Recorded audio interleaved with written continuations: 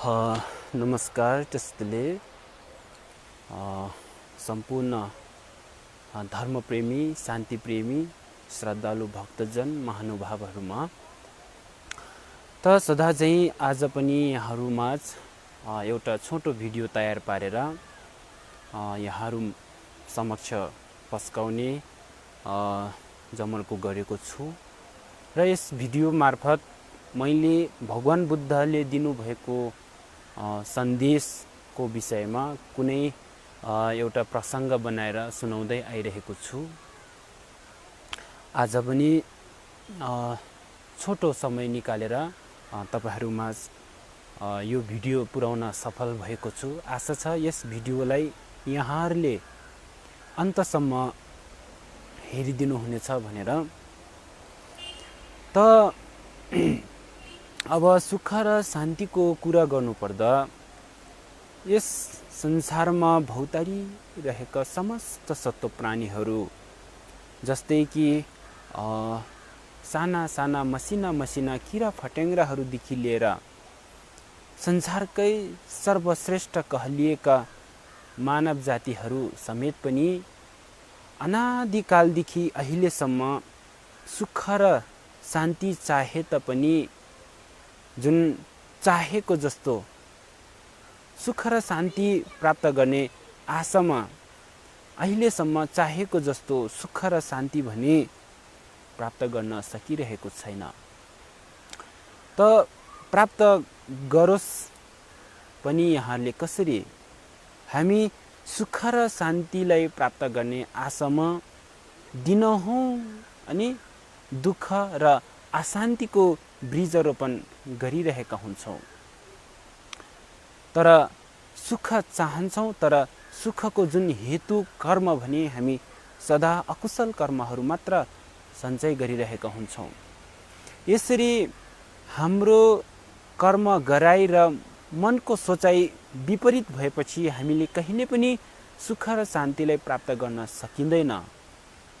किनकि जीवन हाम्रो एउटा बगैँचा हो, जहाँ जस्तो बीजरोपण गर्छ त्यहाँ त्यस्तै फल उत्पन्न हुन्छ। त्यसकारणले गर्दाखेरि फल यदि सुख चाहेमा त्यसको कर्म पनि ठीक अनि कुशल कर्म, त्यसको विपरीत कर्म जुन सुख शान्तिले प्राप्त गर्नेको चाहना छ भने त्यसको हेतु कर्म पनि हामीले कुशल कर्म सञ्चय गर्नुपर्ने हुन्छ। दुःख चाहदैन भने अकुशल कर्मलाई हामीले त्याग्नु पर्ने हुन्छ भन्दै आजको छोटो प्रसंग को सुरुवात गर्न लागिरहेको छु। भगवान बुद्धको सिद्धान्तमा हामी अडिग भइसकेपछि, भगवान बुद्धको सिद्धान्तमा हामी लागि परिसकेपछि तपाई हाम्रो उद्देश्य भनेको बुद्धत्वलाई प्राप्त गर्नु हो। हाम्रो अन्तिम गन्तव्य भनेको निर्वाणलाई प्राप्त गर्नु हो। र निर्वाणलाई प्राप्त गर्नको लागि भगवान बुद्धले असंख्य मार्ग निर्देशहरू गरिसक्नु भएको छ र उक्त मार्गलाई हामीले अनुसरण गर्न सक्यौं भने मात्र हामी अन्तमा हामी आफ्नो गन्तव्य अथवा आफ्नो मूल लक्ष्यलाई प्राप्त गर्न सक्छौं। त भगवान बुद्धको सिद्धान्तमा महायान बौद्ध धर्मको विषयमा चर्चा गर्न चाहन्छु।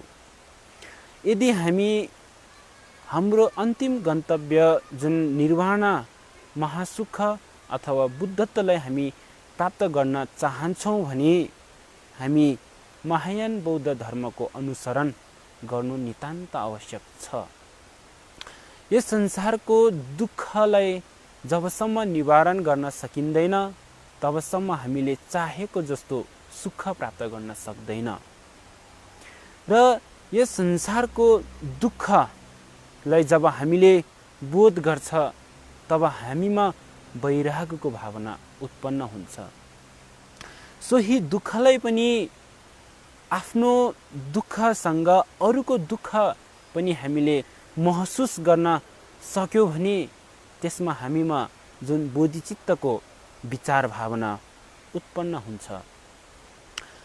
त्यस कारणले गर्दा हामीमा आफूमा भएको दुःख र अरूमा भएको दुःखको जुन वेदनालाई महसुसले हामीले एक समानमा एक स्तरमा राखेर हामीले जुन चिन्तन गर्यो भने हामीमा जुन बोधिचित्तको विचार भावना उत्पन्न हुन्छ र भगवान बुद्धको सिद्धान्तमा बुद्धत्व प्राप्त गर्नुको मूल हेतु भनेको नै बोधिचित्तको विचार हो। यो बोधिचित्तको अनुपस्थित बिना हामीले बुद्धत्व ज्ञानलाई प्राप्त गर्न सकिँदैन। 3 कालका असंख्य बुद्धहरू यस जम्बुद्वीपमा आगमन हुनुभयो र असंख्य प्राणीहरूको उद्धार गरेर बुद्धत्व अथवा निर्वाणलाई प्राप्त गर्नु भए तापनि उहाँहरू सबै नै प्राणीको उद्धार कल्याण गर्नु भइकन मात्र अन्तमा बुद्धत्व ज्ञानलाई प्राप्त गर्नुभएको हो। वर्तमानको तथागत शाक्यमुनि बुद्धले पनि 35 वर्षको उमेरमा उहाँले ज्ञान प्राप्त गर्नु भई 80 वर्षको उमेरसम्म असंख्य प्राणीहरूको उद्धारको निमित्त भनेर 3 धर्मचक्र प्रवर्तनहरू गर्नु भइकन र प्राणीको उद्धारको निमित्त मार्ग निर्देश गर्नु भइकन अन्तमा उहाँले निर्वाणलाई प्राप्त गर्नुभएको हो। त्यस कारणले तपाईँ हामी बहुजन हिताय र बहुजन सुखायको जुन अपेक्षा गर्ने त्यसमा आधारित भएको तपाईँ हामी मानव जातिहरू पनि हामीले बोधिचित्तको जुन उत्पन्न गरेर बोधिचित्तको जुन सिद्धान्तमा हामी अडिग रहेर मानौ कि महायान बौद्ध धर्मको सिद्धान्तमा हामी अग्रसर भएर हामीले जुन दुःखलाई निवारण गर्ने चेष्टा गर्यौं भने तपाईँ हामी बुद्धत्वलाई प्राप्त गर्न यसमा कुनै पनि दुईमत छैन। 37औं बोधि धम्मपक्षीय ग्रन्थहरूमा पनि यसरी व्याख्या गरिएको छ कि ढुङ्गलमाले धाक्दै धुले झुङ झोक्पे साङ्गे झ्याम्फेसेमले ठुङ भनेर भन्नुभएको छ। यस संसारमा यदि कुनै पनि प्राणी जातिहरूले दुःख भोग्नु परेको छ भने त्यो आफ्नै स्वार्थको कारणले गर्दाखेरि दुःख भोग्नु परेको हो। उदाहरणार्थ मैले सुख पाऊँ, मैले शान्ति पाऊँ, मैले मात्रै म मात्रै सुखी बनौँ भन्ने त्यो प्रकारको जुन स्वार्थको भावमा जो लागि परेको छ त्यसको परिणामले गर्दाखेरि अनि उनीहरू संसारमा पुनः पतन भएर असह्य दुःखहरू भोग्नु परेको हो। तर झोक्पे साङ्गे झ्याम्फेसेमले ठुङ भनेर भनिएको छ। अतीतका ती बुद्ध बोधिसत्वहरू उहाँहरूले जुन निर्वाण अथवा महासुखलाई प्राप्त गर्नुभयो त उहाँहरूले असंख्य प्राणीहरूको उद्धारको निमित्त भनेर बोधिचित्त उत्पादन गर्नुभयो र पुण्य र ज्ञान सम्भार गर्नुभइकन उहाँहरू अनि मात्र अन्तमा बुद्धत्व ज्ञानलाई प्राप्त गर्नुभएको हो। त्यस कारणले गर्दाखेरि हामी फल सुख चाहन्छौँ भने हामी म बोधिचित्तको विचार भावना उत्पन्न हुनु नितान्त आवश्यक पर्दछ। र मध्यमका अवतार भष्य नाम गरेको जुन ग्रन्थमा आचार्य चन्द्रकृति भन्नुहुन्छ न्यन्थे साङ्गे डिन्नम थुवाङ्के साङ्गे झाँचुप सेम्पै लेठुङसिङ निङ्जे सेम्दा निसु मेद्रेलो झाँचुप सेम्ने ग्यासे नम्की ग्यु भनेर यसरी व्याख्या गरिएको पाउँदछौँ, हामी अध्ययन गर्न पाउँदछौँ। यसलाई मोटामोटी तरिकामा हामी व्याख्या गर्नुपर्दा तथागत शाक्यमुनि बुद्ध मात्र किन नहोस्, यस जम्बुद्वीपमा जति पनि आगमन हुनुभएको बुद्धहरू हुनुहुन्छ उहाँहरू बोधिचित्तकै जुन साधनाको माध्यमबाट नै उहाँहरू बुद्धत्वलाई ज्ञान प्राप्त गर्नुभएको हो भन्ने कुरा चाहिँ हामी यस जुन यो श्लोकबाट हामी थाहा पाउन सक्छौँ। त्यस कारणले गर्दाखेरि बुद्धत्वलाई प्राप्त गर्ने मूल हेतु भनेको नै बोधिचित्त हो। बोधिचित्तको विचार जसमा प्रकट भएको छ, उत्पन्न भएको छ, त्यस्ता व्यक्तिलाई बोधिसत्व भनेर भनिन्छ।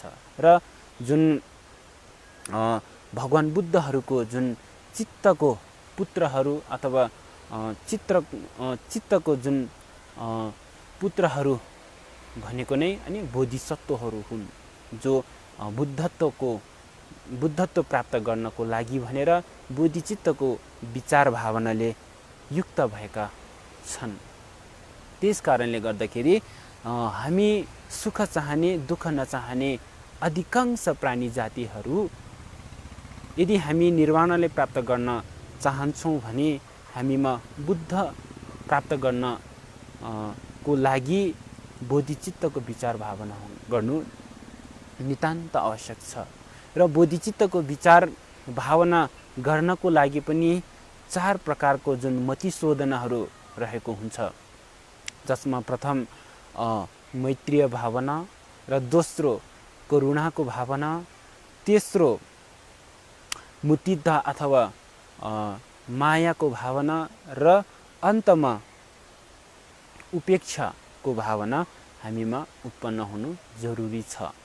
र यो 4 प्रकारको मतिशोधनाहरूको विषयमा विभिन्न विद्वान धर्मगुरुहरूले असङ्ख्य तरिकामा सुनाइसक्नु भएको छ। यहाँहरूले यसलाई युट्युबको माध्यमबाट पनि हेर्न सक्नुहुन्छ र सामाजिक सञ्जालको विशेष पेजहरूबाट पनि यहाँहरूले हेर्न सक्नुहुनेछ। भन्दै आजको विशेष प्रसङ्ग तपाईँ हामी बुद्धत्व ज्ञान प्राप्त गर्नको लागि अथवा महासुखलाई प्राप्त गर्नको लागि तपाईँ हामीमा बोधिचित्तको विचार भावना गर्नु नितान्त आवश्यक छ भन्ने विषयको प्रसङ्गलाई बनाएर छोटो प्रस्तुति तपाईहरू सामु राख्न चाहे।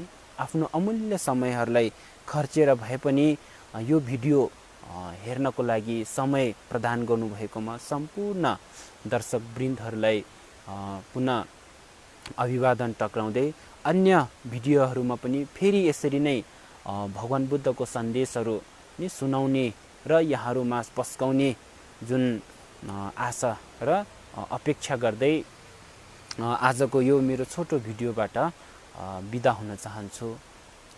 भवतु सर्वमङ्गलम्।